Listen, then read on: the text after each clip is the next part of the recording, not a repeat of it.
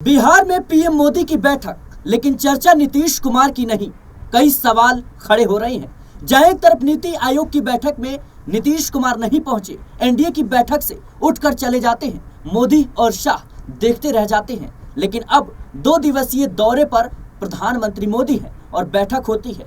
BJP के बड़े बड़े नेता पहुंचते हैं, लेकिन नीतीश कुमार को लेकर कोई चर्चा नहीं। क्या इस बात का संकेत है कि भारतीय जनता पार्टी नीतीश कुमार का पत्ता साफ करने की तैयारी कर रही है?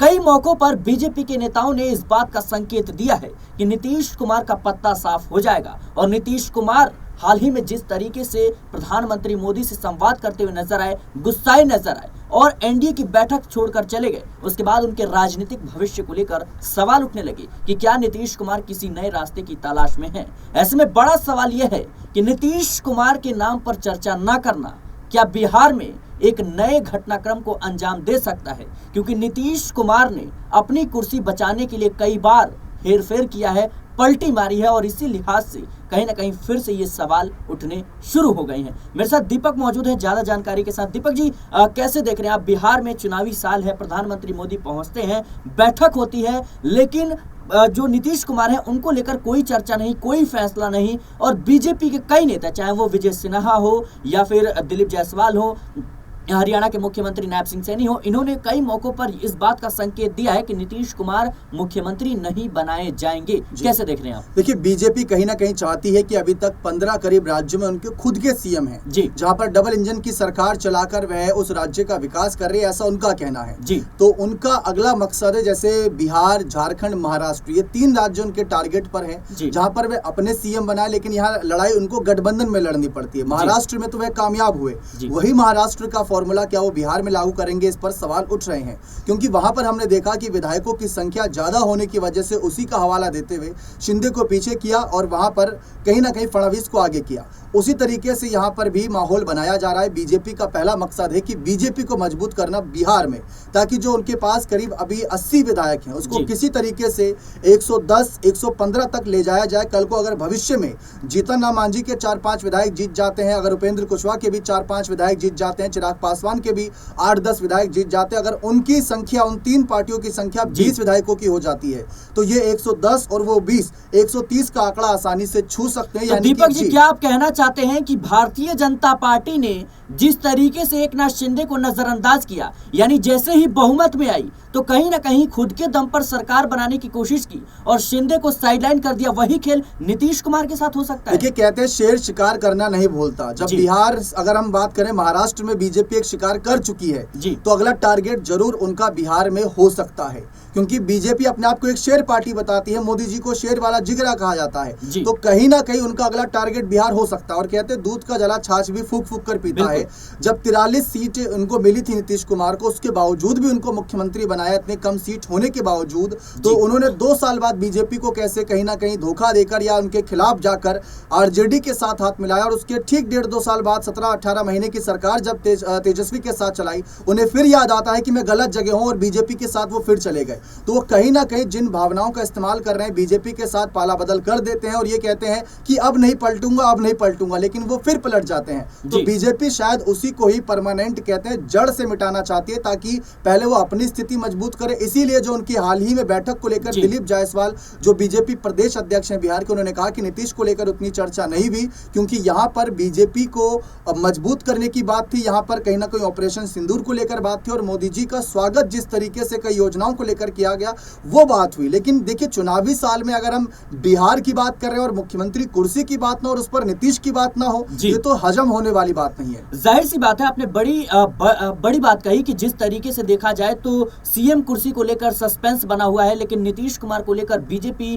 कोई भी फैसला लेने से बच रही है। सम्राट चौधरी के नेतृत्व में जीत का पताका लहराया जाएगा, ये कहीं ना कहीं हरियाणा के मुख्यमंत्री नायब सिंह सैनी ने कहा। विजय सिन्हा ने कहा कि जिस दिन बिहार में अपनी सरकार बनेगी उस दिन अटल बिहारी वाजपेयी को सच्ची श्रद्धांजलि होगी। ऐसे कई मौके हैं जहां पर गृह मंत्री अमित शाह से लेकर दिलीप जायसवाल तक कई नेताओं ने इस बात का संकेत दिया है कि नीतीश कुमार के नाम पर चुनाव लड़ा जा सकता है, लेकिन मुख्यमंत्री का फैसला चुनाव के बाद किया जाएगा।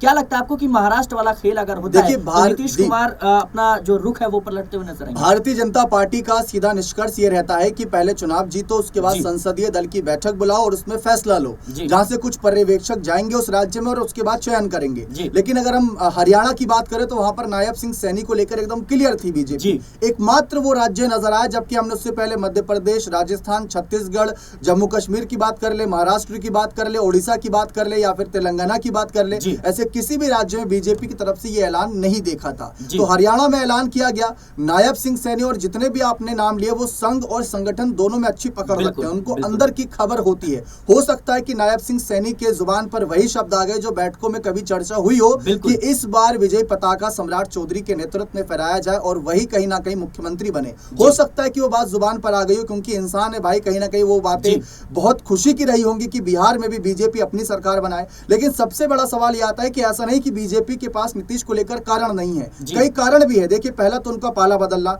दूसरा उनका स्वास्थ्य पर सवाल उठना, तीसरा यहाँ पर अगर देखा जाए नीतीश को लेकर चर्चा यह है कि वो परिवारवाद को बढ़ावा दे सकते हैं, अपने बेटे को आगे ला सकते हैं, जबकि अभी तक उस पर किसी ने कुछ नहीं कहा। उसके बाद यहाँ पर नीतीश बीजेपी के लिए इसलिए भी जरूरी बनते हैं क्योंकि उनके पास सांसद हैं। लेकिन हाल फिलहाल में अगर आप देखिए तो उनके सांसदों को लेकर विपक्ष कह रहा है कि वो तो अमित शाह जी की बात सुनते हैं, वो कहीं ना कहीं नीतीश के जितने भी करीबी नेता है वो बीजेपी के साथ घुले मिले हैं। कुछ नेता पटना में, कुछ नेता दिल्ली में बैठक करके बात दीपक जी, आप खुलेआम देख लीजिए किस तरीके से लल्लन सिंह ने वक्फ संशोधन बिल को लेकर के जो स्क्रिप्ट पढ़ी, उसके चलते नीतीश कुमार की जेडीयू पार्टी में फूट पड़ती हुई नजर आई। जिस तरीके से अंबेडकर विवाद को लेकर गृह मंत्री अमित शाह का बचाव करते हुए लल्लन सिंह नजर आए, लेकिन नीतीश कुमार चुप नजर आए। नीतीश कुमार ने अपनी प्रगति यात्रा निकाली जिसमें लल्लन सिंह एक्टिव नजर नहीं है, उनका कोई लेना देना ही नहीं हुआ। लेकिन वहीं प्रधानमंत्री नरेंद्र मोदी जब बिहार पहुंचते हैं तो अपने तमाम जो उम्मीदवार थे, जो विधायक थे, उनको अल्टीमेटम देते हुए नजर आते हैं कि भाई कम से कम 5000 आदमी लाइए वरना टिकट नहीं मिलेगा। कैसे देख रहे हैं आप?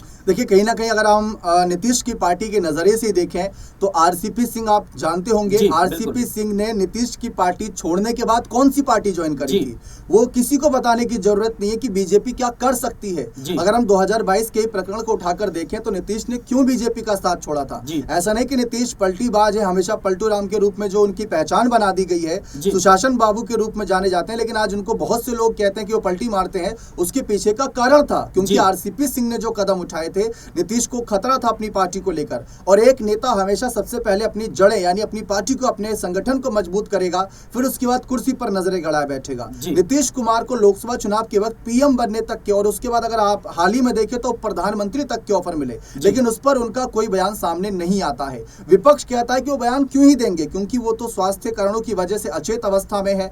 उनके अफसर, उनके अधिकारी और उनके करीबी नेता बीजेपी से सलाह करके सरकार चला रहे हैं। तो यहाँ पर भी अगर हम देखें, नीति आयोग की बैठक में नहीं शामिल होते, या जो अगली बैठक होती है उसी समय उस बैठक में भी बहुत कम कुछ मिनटों के लिए शामिल होते हैं, फिर तुरंत आ जाते हैं। फिर उसके बाद बिहार में मोदी जी आते हैं, वहां पर बैठक में शामिल ना होना, चलो वो समझ में आता है कि बीजेपी की बैठक थी, लेकिन वहां पर भी उनकी चर्चा ना होना कई सारे ऐसे संकेत दे रहा है। बिल्कुल दर्शकों, जाहिर सी बात है कि कई पहलू नजर आते हैं। पहला कि नीतीश कुमार को लेकर भारतीय जनता पार्टी बच रही है, और दूसरा ये कि चुनाव के बाद नीतीश कुमार के साथ बीजेपी बड़ा खेल भी कर सकती है, और तीसरा ये कि नीतीश कुमार के लिए दरवाजे लालू यादव ने खुले रखे हैं, ये कभी हमें नहीं भूलना चाहिए। तो नीतीश कुमार कहीं ना कहीं लालू यादव से भी हाथ मिला सकते हैं। चौथा कि नीतीश कुमार की पार्टी तोड़ने की पूरी जो कोशिशें हैं वो की जा रही हैं, और कहीं ना कहीं विपक्ष इस बात के लगातार दावे कर रहा है। ऐसे में पार्टी बचाना नीतीश कुमार के लिए सबसे पहला और कहीं ना कहीं अहम चुनौती होगा। फिलहाल देखना होगा कि इन तमाम कयासों के बीच नीतीश कुमार का